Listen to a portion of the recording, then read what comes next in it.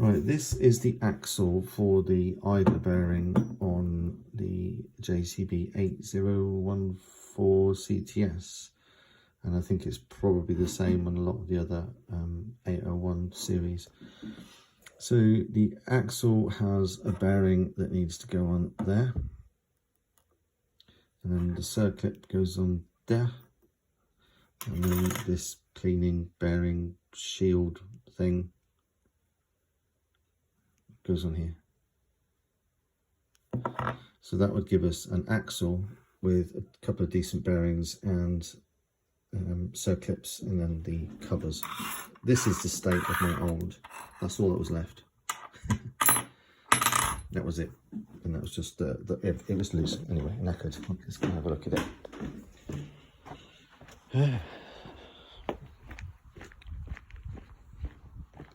Need some grease to pack it out. It's all coming from Poland. This is one I haven't assembled yet. Let's go look at it in situ, it'll make more sense. One of them.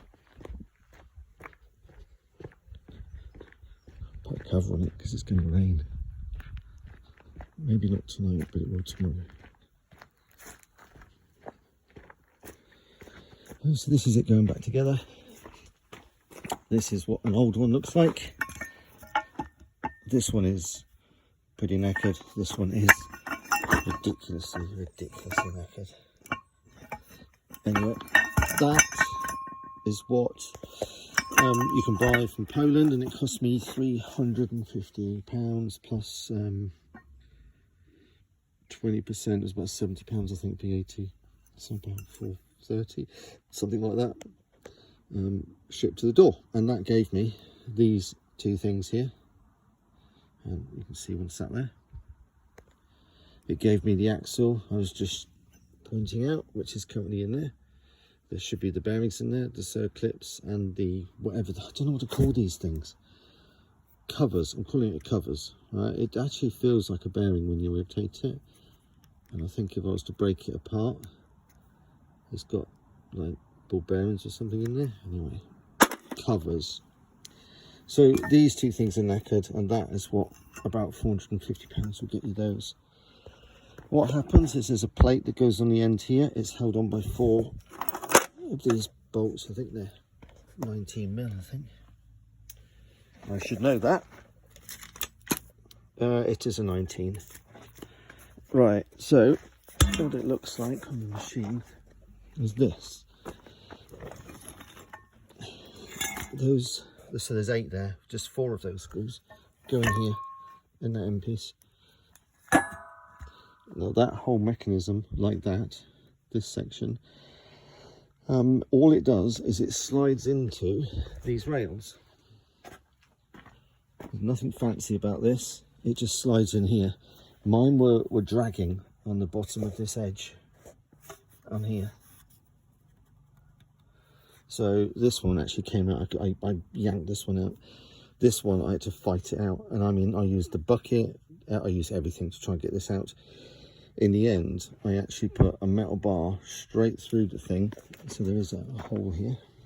I put a metal bar through there and used a sledgehammer to actually just keep hitting it this way, and eventually that got it moving, where the bucket and the arm, that wasn't even strong enough to pull it out. So now it's all out. I've just cleaned up these edges a little bit, and I'll probably grease it, but it kind of feels a bit pointless because it's exposed through there.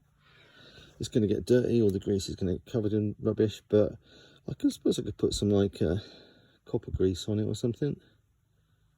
I think it's just going to get caked up. So this whole thing about putting, you know, grease guns in and using an adjuster, just it's irrelevant on this. It's I've said this before, it's just a screw thread that's in there. That is it. That's just a split pin, that thing that's sort of sticking up and down there. There is no grease, it doesn't do that. You just do that thread up. It goes straight through that little sort of bulkhead inside there. And right in the middle of the screen, there's literally just the end of that thread. Just pushes against that plate there. by pushing on there as you're doing the thread out and pushing that out, it pushes. That's it. It's all it does. So that's how you put tension on it. No grease gun required. This grease I've got now is purely because I'm going to pack out these. So this is the axle I showed you indoors, with the bearings in place and the Cir-clips in place too. I don't think I did a good job pushing them in. This isn't moving like I'd like it to move to, quite honestly. I'd like that to glide round effortlessly, but it's not. But, you know, it's better than whatever the hell that was. Right, so cleaning things, the cover things are going to go on next. This is where I've got the grease. I'm going to put some grease in here. Put these on. Then I've got these two per side. Where's the other one? Right in front of me. That is the bottom. The bottom is this section, which hangs down. So that is going to sit like that. The back end of that cleaning cap is going to sit in here. And then I use the other side at the same time, which is this one. Written on it, look, because I'm an idiot. So again, on this sort of design, it hangs down on the front just here. So I can put this into here, put the covers on, pull it together, and then I can take that plate there, that spring thing, and then it'll get bolted in the end. Once that's done, it should just slide in. That's it. I can tighten up the thread then, or well, essentially back the thread off, which it already is.